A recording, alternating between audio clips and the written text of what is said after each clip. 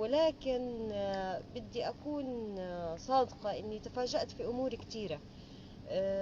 ما بدي أجزم إنها هي 100% موجودة في كافة الدول العربية. هي في تفاوت أصلا بينها وبين الدول العربية، ولكن فكرة إنه مليئة بالفقر الأماكن الشعبية فاجأتني كتير بصراحة. كنت أتوقع إنه أقلية مثل ما كانت المعلومات وصلنا وإحنا طبعا في فلسطين، لكن للأسف وجدت إنه في نسبة عالية من الفقر في داخل المغرب، ولدرجة إنه حتى سلوكيات الناس اتجهت للتصرفات اللي كانت مفاجأة لإلي في زياراتي في داخل المغرب، إنه للسرقات وللسلوكيات اللي ما كنت أتوقع إنها موجودة يعني بكمية كتير هائلة وكبيرة في داخل المغرب. بس وجدت إنه في كمان أمور مشتركة